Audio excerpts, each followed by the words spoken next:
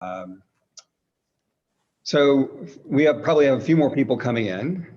We had a really good turnout on signups, but we had quite a few legislators sign in, and apparently the governor's inauguration was moved up to around the same time. So we're competing with that. So we may see some drop off, but I really appreciate you guys coming.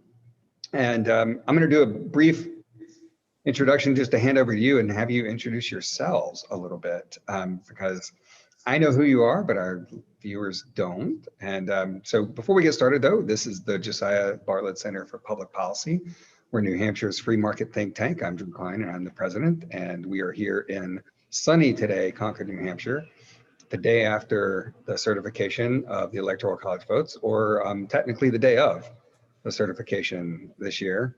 And we thought it'd be good to just have a discussion about the Electoral College and how it works and why it's important for states like New Hampshire and for the Republican government that we have in the United States. And we have, to lead that discussion, a couple of folks that I have had the opportunity to hear speak on this, and I thought were great and wanted to present to our audience here in New Hampshire. So we have Trent England from Save Our States. And Trent, can you just say a little bit about what Save Our States is and how you got into this? Yeah, absolutely. Save Our States is a group that I created back in 2009, specifically to defend the Electoral College. My interest at the time was both in constitutional federalism, our system of states, and also in election policy and election security, and a lot of these things that have come to the forefront over the last couple of months. And I really saw the Electoral College as being at the intersection of those things. I actually had a professor in college who was an expert on the Electoral College and had helped to defend it as a staffer in the U.S. Senate back in the 1970s. And so he had piqued my interest in the topic back when I was in college in the 1990s. And so I kind of jumped at the chance to defend this system, explain it, educate people about it. We produced a documentary called Safeguard that tells the story of the Electoral College. Joe is one of our featured folks in the documentary, and just really excited to be here, Drew, and talk about this.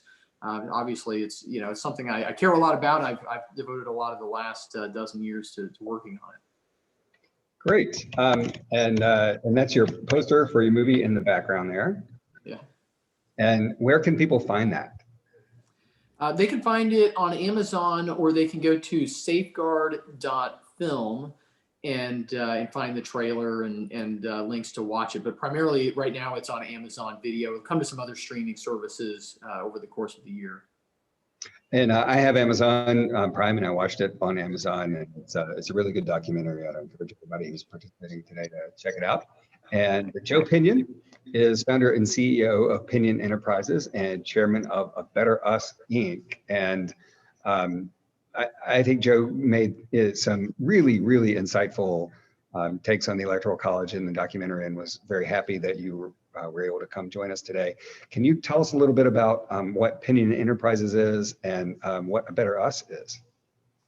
Yeah, so I mean, I wear a few different hats, and so by day, or I said by weekend, I'm the host of the Saturday Agenda on Newsmax TV. So really trying to delve into the politics of the present and figure out how we can have unique takes on old problems.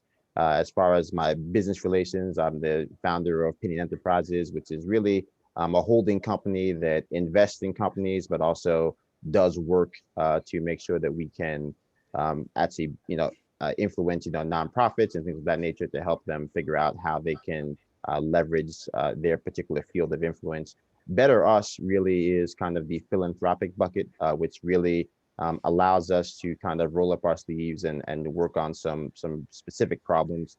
One issue that we're dealing with right now is dealing with trying to get individuals who have prior records, criminal records. So we have a program called No Priors, where we help children who are under the age of 18 when they got arrested or got convicted, try to get those records expunged, because there are a multitude of states, New York and New Jersey, being among a few, where that does not happen automatically. There's actually a process that has to actually be undergone and paperwork that has to be filed. And so, yeah, that's kind of the multifaceted life of Joe. I do political consulting, work on some campaigns. That's kind of my background, kind of my base. Was the outreach director for Young Republicans nationally, and from there, kind of started working on campaigns. And from there, really, everything is kind of ruled by my passion to try to help people and influence the intersection of the nonprofit life and government life and business. Right. All right. Well, thank you for taking time out of your day to join us. Appreciate it. So I'm going to start just by throwing out the most basic question, and I'll start with you, Trent, because I think a lot of people actually don't know the answer to this question. What is the Electoral College and how does it work? Yeah. No, it's a good place to start. I mean, it is a part of our Constitution, but it's something that typically works in the background every 4 years. It is, a little bit more complicated than a normal election system. It's a little bit less complicated, frankly, than some other countries' election systems like India and Germany and a lot of parliamentary systems. But because it plays out in the background, people don't always know how it works. So the Electoral College was created during the Constitutional Convention. There was all kinds of debates about how to choose the president. And the rough draft of the Constitution would have had Congress choose. They didn't want that. They didn't want a group of politicians some other group of politicians basically to control the president. And they talked about having a direct election. They rejected that because there was concern about, a handful of big states controlling the executive branch. So they came up with this two-step process where, and they gave the power to state legislatures. So they said, hey, state legislatures, you go out, you figure out how to choose electors, presidential electors who will represent your state, and they will cast votes for president, but they can't be federal officials. So no congressman, nobody like that. The idea being you have people who are going to cast independent votes for president. But what most state legislatures did starting right away was they said, well, look, the state legislature could just appoint them, could just choose, could just choose for your state, for New Hampshire, who is going, who the presidential electors are going to be. But most states said at the, very early on, and all states say today, we're going to hold an election. The people of our state are going to choose our presidential electors, and almost every state does that in just one big election statewide. It's a statewide winner-take-all election.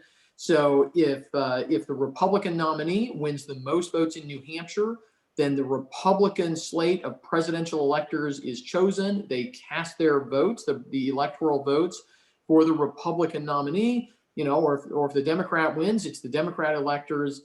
And as we all saw yesterday, those votes are sent to Congress. They're open in Congress, and that's the official end point of the electoral process for president.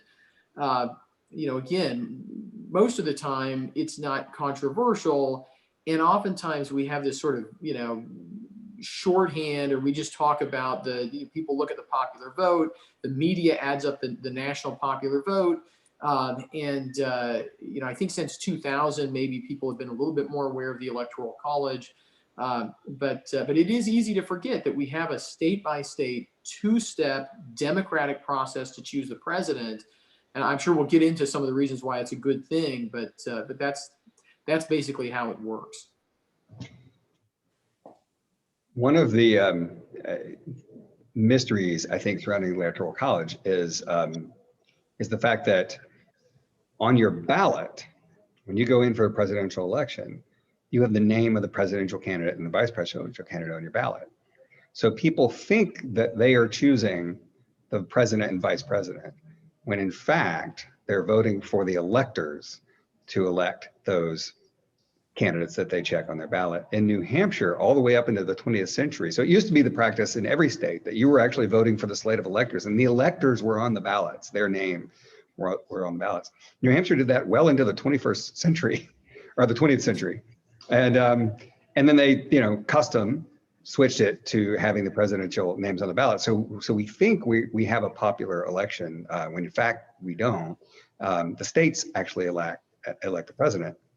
And I could just jump in there too. Some states still list the electors on the ballot. I think it's a real mistake that many states have taken that away, because if you're a voter in South Dakota, they do list the presidential candidates, but underneath they list the electors, and it's fairly clear if voters in South Dakota, and there are other states that do this, if they're paying attention, that I mean, it actually says you're voting for Republican electors who were pledged to vote for whoever the candidates are, but it lists out the names of those electors. So yeah, that's interesting that New Hampshire has done that.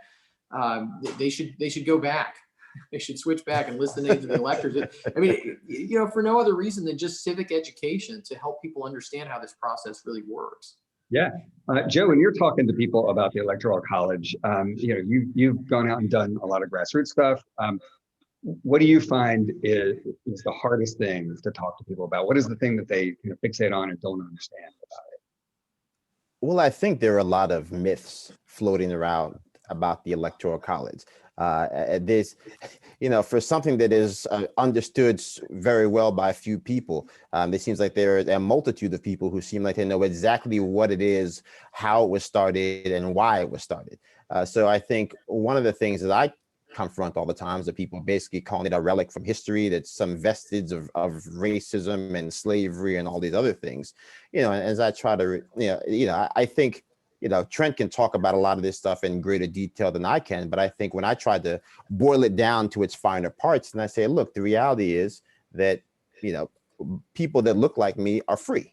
We are endowed by our creator, but we have all of our rights enshrined now in the Constitution. Amendments have been passed, laws have been written, civil rights movement has occurred. So we are a fundamentally different country now.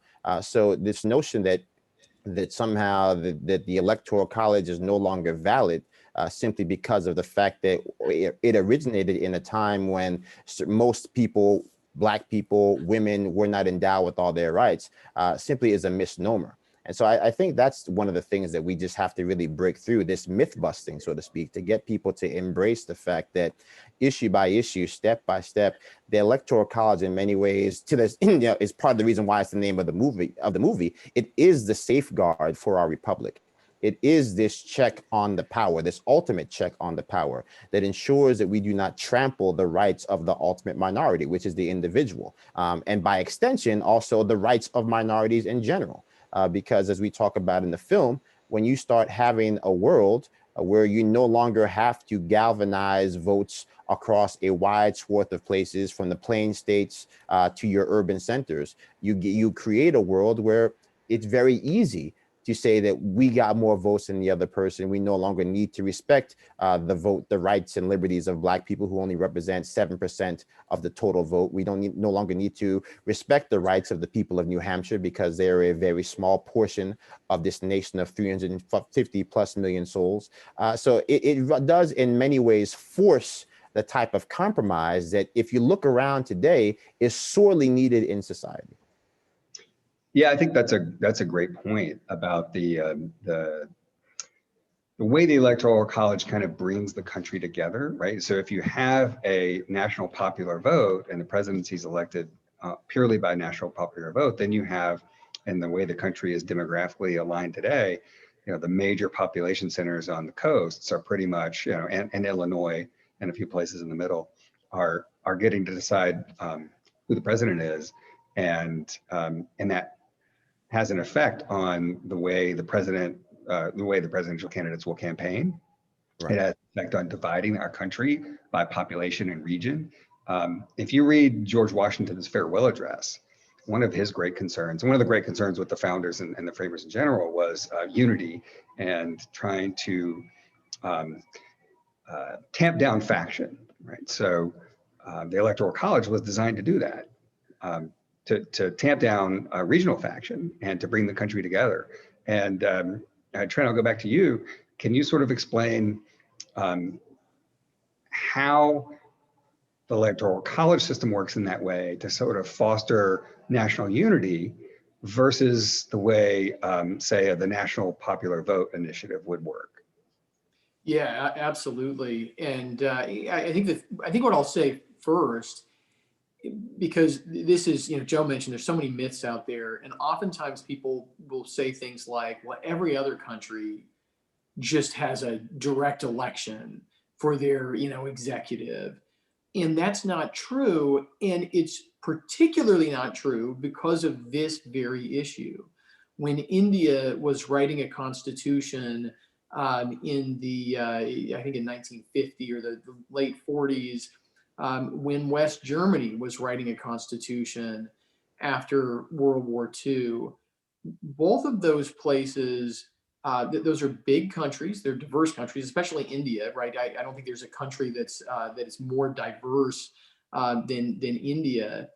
And when they considered this question, right, they recognized that a direct election opens the door to regionalism, which in turn opens the door to radicalism and to political entropy, right? The forces in politics that tend to pull us apart.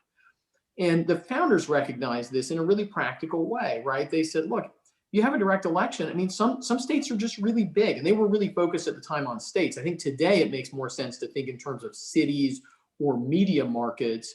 But they said those big states would not have a lot of reason to pay attention to the interests of the little states if you just have one big direct election. And it wouldn't just be, there are always people who feel left out in a particular election because of the dynamics of a particular campaign. But James Madison says, look, the problem is people wouldn't be left out in, one election. They'd be left out in every election. And so the Electoral College, because it forces, basically there's sort of a timeline, right? To be credible in national politics, you have to start off with some places where you're already popular, right? And so people talk about safe states and they say safe states don't matter. Well, that's preposterous, right? The only reason the Democrats are a legitimate national political party is that they already have a lot of people who support them. And it turns out that a lot of those people are clustered in places like California and New York and Chicago, right? That gives them legitimacy. The Republicans have a lot of supporters where I am in Oklahoma, right? And in a lot of other states. And so then you work through the campaign to reach out to, people talk about expanding the map. You work to broaden your appeal and basically add more states by adding more people to your coalition. This is a powerful force that pulls people together, and it also drives the parties toward the same parts of the country, right? So instead of the Republicans trying to run up the score in Texas and the Democrats trying to run up the score in California, they're all focusing on whatever states happen to be the most evenly divided, New Hampshire, Georgia, wherever, and they're going to the same places. I mean, that itself is sort of a positive thing for the way that campaigns work out over time. And the best example, and I'll just mention it, and Drew, you can tell me if you want us to go into it, but best examples after the Civil War. I mean, the Democratic Party was extremely popular in the South, especially as Reconstruction started breaking down and there was a lot more vote suppression and fraud. The Democrats could win the most popular votes just based on their intense support from the South. But to win the Electoral College, they had to win over people in the North, in the new Western states. They basically had to return to their status as a national rather than a regional political party, which was profoundly good for the Democratic Party and also for the country at large. Yeah, just to add on to that point, it's, I think if you really focus on even the issues that we're facing today, one of the things that people commonly say is, oh, well, Republicans only like this because it favors Republicans. I say, well, look, I mean, the same people that are saying that are the same people that are hopping up and down right now because Georgia just went blue. The state of Georgia is now going to have 2 Democrats representing them in the United States Senate. So I think, and it wasn't that long ago that we had Republican governors from California who are becoming president of the United States. And so I think what the Electoral College does intentionally, and I think also in some ways unintentionally, is to recognize the fact that we are a fluid nation, that people are going to move where they can have jobs, where they can have opportunities. And as that population starts to adjust, The needs of various states are going to change, but the objective of the nation should remain the same, which is to make sure that we are becoming this unique and conjoined tapestry where the interests of all the various states are taken into consideration. And I think ultimately, it's this forced kind of, don't want to say capitulation, but it's this forced unity. Unity is not always supposed to be harmonious, but it is what's required to sustain our republic and to sustain this nation that we love. And the only way that you can get people to come together, to Trent's point about, all the parties converging on the swing states. Well, the good thing about that is that you have to have appeals that are just enough of your base, but also appeal enough to independents, appeal enough to those people in the middle. And the people in the middle in swing states tend to represent the broader tapestry of the nation as a whole. When you get rid of that, I think there's this misconception that the Electoral College will go away and everything will remain the same. We'll still have a Republican primary. We'll still have a Democratic primary. People will still go through the process. And in the end, the nation will be choosing between two people from opposing parties. We talk about this in the movie. That is actually not what happens. The Electoral College is literally the only thing that forces us to get down to this time of choosing between two people, because without it, people like Bloomberg can go out there and go from big state to big state, big city to big city, spend all the money in those media markets that Trent's talking about, and monopolize the attention of the public. In many ways, all of the things that we fear, all of the things that the people who hate the Electoral College say is wrong about the Electoral College, the unintended consequence is that it unleashes in a plethora of other things that we know concretely are bad for our democracy and are bad for America, which is this mob rule, which completely dismisses the needs of people who are different than us, and basically saying that you need to get to not even 50 plus one, but even 25% plus one, 18% plus one. When we get to a world where you can get elected president of the United States without a single minority voting for you because the vote has been so fractured, that's a dangerous, dangerous place that is the antithesis of the multinational or the multiracial, multicultural country that we call home. I am so glad you made that point, because I was going to ask you about that because I think that's a really profound point that I think a lot of people miss about the national popular vote. And being in a small state like New Hampshire, we have the first in the nation primary. We have the great fortune of seeing these candidates in person, of having presidential candidates come here for the primary. And we get that tactile approach. We can go up to them and ask questions. And one of the reasons for defending the New Hampshire primary is that without places like New Hampshire going early in the process, you can have a candidate like Bloomberg or Trump with lots and lots of money just go into California or New York or Florida and buy up a lot of TV ads and win the nomination just based on TV ads in the most populous states. And so it doesn't allow that the lesser known candidates who don't have those kinds of deep pockets an actual chance to make it through into the presidential nomination. And just like the New Hampshire primary, the Electoral College does the same thing. And I think your point is so great for people to understand that the Electoral College does force candidates to take into account interests of different regions of the country, different people, different states. Whereas without an Electoral College, you very well may go back to one of the things that Washington feared and other founders, which is that you would have regional presidential candidates. And this is one of the fears that Aaron Burr might have been able to accomplish had he had a longer political career, is just breaking off one region of the country and being able to win the presidency, because every region was have its own presidential candidate. We assume that this current system where we get to choose between two candidates is the default position, and it's not.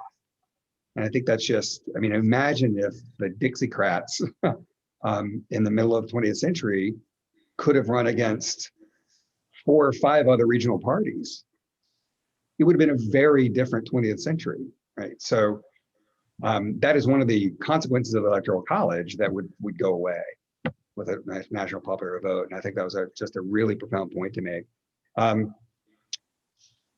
think we have a question in the question and answer.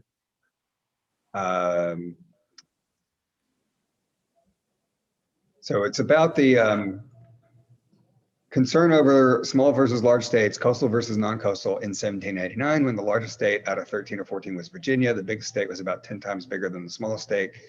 So I think, I don't want to have to read the entire question, but the question is, was there that concern about the regional differences in 1789 and 1787, really, given the size of Virginia versus Rhode Island at the time? Either you guys want to address that? Yeah, I'm glad to jump in on that. I mean, that was something that Madison spoke to specifically, and other delegates as well. I mean, John Dickinson. I mean, this, and not just in the context of the Electoral College, but obviously the debates that led to the Great Compromise, that produced a bicameral Congress with, the population represented in the House and the states represented in the Senate. I mean, that was a real and present concern, which is important for people to understand, because sometimes, sometimes the debates are cast as being very much about North and South and slavery and not slavery. The reality in 1787, I mean, that was a divide. There's no question. But the reality in 1787 was that slavery was actually legal in all the states. Now, states in the North were economically less reliant on slavery, and many of them were in the process of abolishing slavery. But there still was slavery in the northern states, and there were small states and big states in the North. There were small states and big states in the South, and it was, we tend to see things through this lens of like the 1850s politics, which did become very much about North and South and slavery and the economics around slavery. I mean, that was the divide that drove American politics in the 1850s. It drove us into the Civil War. But that was something that arose in the 1830s and 40s. The politics around the time of the founding really wasn't quite like that. And so they were concerned. Some people turn around today and they say, well, it's one thing to have every state represented by 2 senators and small states getting a boost from that in the Electoral College, when the difference between large states and small states was so much less than it is today. People say, well, it's outrageous that California only has 2 senators when Wyoming has 2 senators. I mean, the population difference is tremendous. Much more than it used to be. But it is a misunderstanding, I think, of what, not to wonk out too much, but of, what these governing processes are really about and what the purpose is, right? I mean, ultimately, the American founders believed that the purpose of government is justice, is protecting individual rights.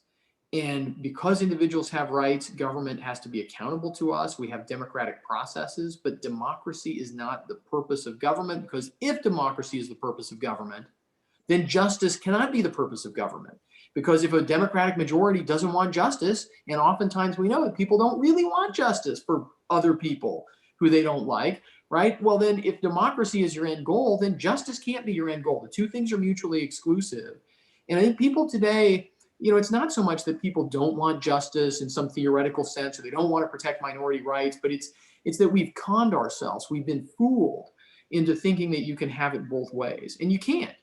So we have representative systems in government, we have democratic processes, but ultimately, right, legitimacy, the purpose of government comes from the outcome being just, and that's why we have these checks and balances and things like the Senate and things like the Electoral College. Obviously, they're not perfectly democratic. The Bill of Rights is perfectly anti-democratic, right? But that doesn't delegitimize the Bill of Rights, because we think that it produces justice, or at least, tends that direction.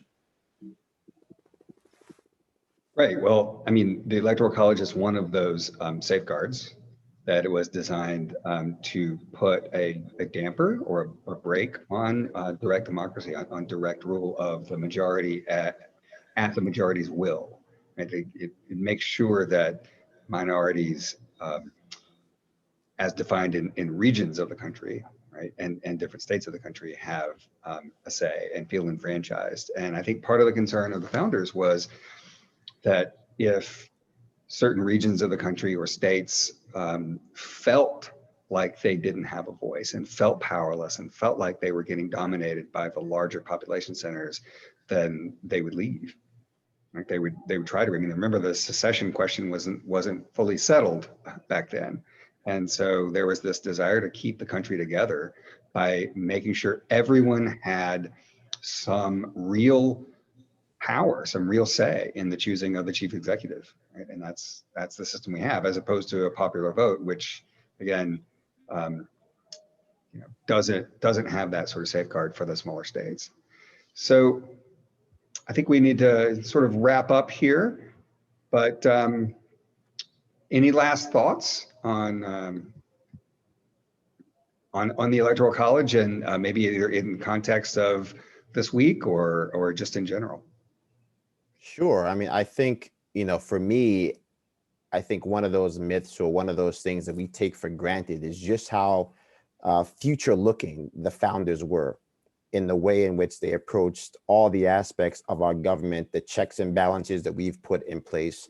I think there's an assumption that, for instance, even days like yesterday, that the founders did not foresee it. I think in many ways, they absolutely foresaw days like yesterday. And I think that what we have learned over the past 4 years, as much as people have said that, oh, our institutions are under attack, is that our institutions have held. They may be battered, they may be bruised, but they may be bent, but they have never broken.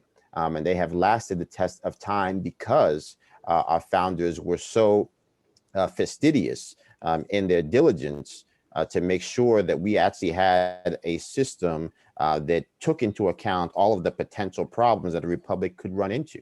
And one of the things that they knew we were going to run into is this attempt at splintering. They expected people in California and Oregon and Texas to get upset and say, hey, we should just leave the union. They wanted it to be difficult. They expected people to be upset about the fact that there were times when elections did not go their way and they would want to try to upend the system. That's why they've made it as difficult as it is to get out of the Electoral College, to get out of the union, to amend the Constitution, because on many ways, all of those things require us to come together. And the thought was, if we can just get Americans to the table, united around our common purpose, we'll be able to get people to see eye to eye eventually, because the system is designed to force that compromise. So I think, just to leave people with that notion that the Electoral College it may not be sexy, but it is very much a part of that forced compromise that allows us to be the nation that we are so proud of, because the alternative is a nation that embraces our lesser angels, a nation that says that the opinions of our neighbors do not matter, that all I have to do to be right is to get one more person to the polls than you, and your opinion is basically destined for the dustbin of history. That is not an America that I think anyone strives for. The people who talk about ending the Electoral College in the end of unity, I think need to re-examine the unintended consequences of what that would do, and also examine the unexplored benefits of what the Electoral College in many ways has helped safeguard. That was a great wrap up. Trent, do you think you could beat that?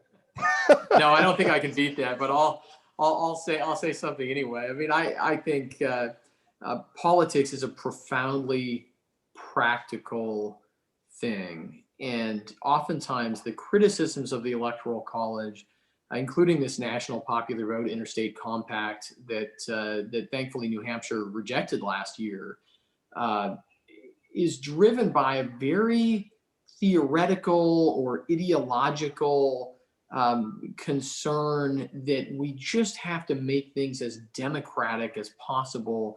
And sometimes that's driven by ignorance. I mentioned, that people not understanding that other countries use systems like this. Every parliamentary system is a two-step process to choose their executive. Sometimes it's driven really, I think, by a sort of an ill-informed ideological zeal that just says, democracy and damn the consequences, which is unfortunate, because we look around the world, we look at our country, we look at the last couple hundred years, and our system has benefited us tremendously because it is practical and it is based on an understanding of the gritty details of human nature, which are not always pleasant. but which are always present in our politics. And New Hampshire's a great example. Drew, you mentioned the primary. It's such a wonderful example of how pushing things down to the local level can produce these benefits. The New Hampshire primary benefits all Americans, even though most Americans have no idea that it's benefiting us every 4 years. And so just glad for the opportunity to talk about the Electoral College. I do think it's kind of sexy, but That was going to challenge you on that. I think you could certainly make the case that, watching late night C-SPAN, the roll call votes, with some candlelight, that's pretty right. great. Good glass of you're Madeira good to like go. George Washington used to do. No, thank you so much, Drew. It's a real pleasure. You've got a great institution there in a great state, and I hope to be back up there sometime soon. Although hopefully not fighting NPV. Hopefully that'll stay in the dustbin for a while. Yeah, and the national popular vote is something that's still going on.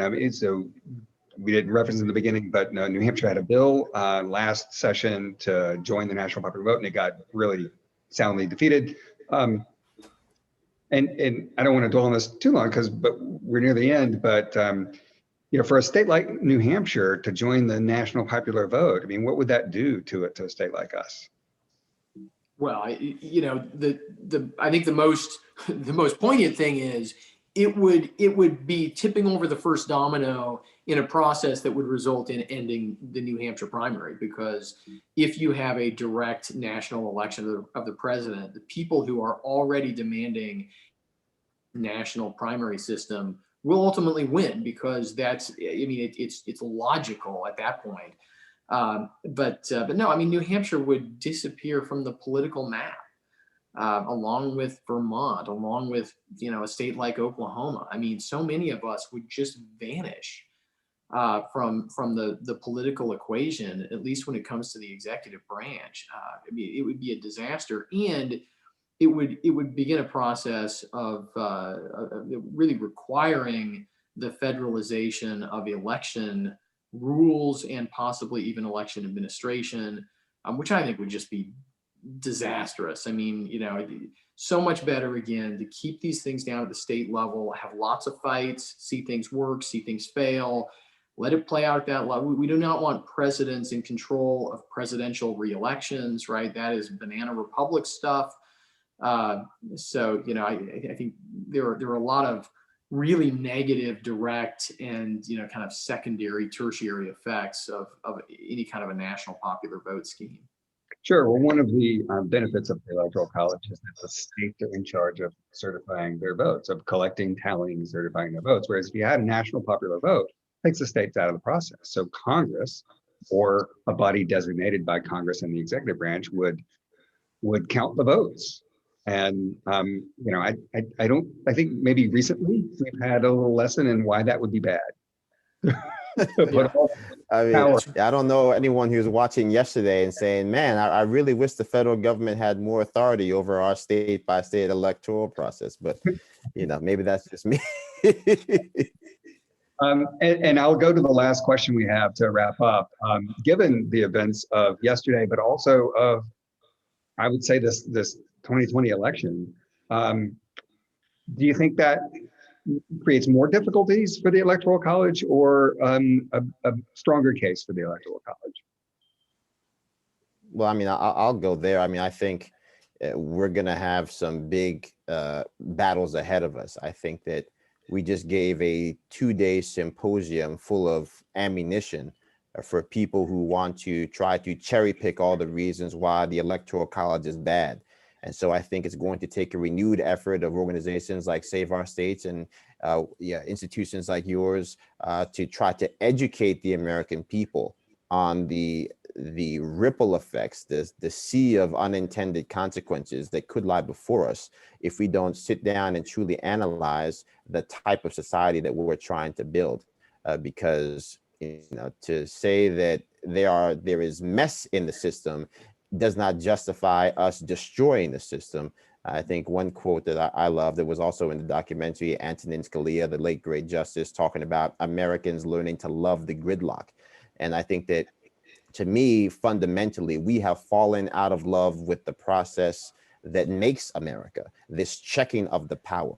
And so I think, there is in many ways a love language disconnect in our politics, but we have to find a way to communicate once again, because the stakes are too high, and the alternative is something that I don't think any of us want to see happen.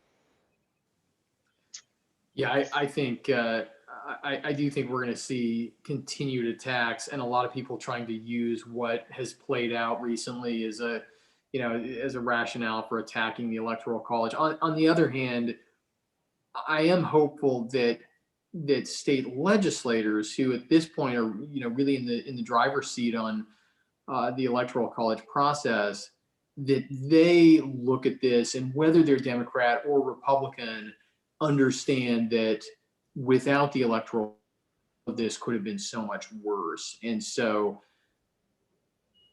Democrat state legislators who really understand that. And obviously in New Hampshire, it was bipartisan and unanimous in the committee to kill the national popular vote bill, is essentially, according to the way that the process works there. So, I'm hopeful, but I think we've got a big fight ahead of us. Yeah. To me, one of the most important factors in here is civics education, and making sure that public education really explains the Constitution, and including the Electoral College, but the entire federalist system better than it currently does, so people can, by the time they get to the age where they're voting, really have a thorough understanding of it. That would be, I think, the greatest thing we could do to safeguard our system. But thank you guys both for coming. This was really informative. We're getting great feedback, and I really appreciate it. Thank you, Drew. Thank you so much. Truly appreciate it. Yeah, thanks for your time, and I hope you have a good rest of your week. Same to you. All right. So long, everybody.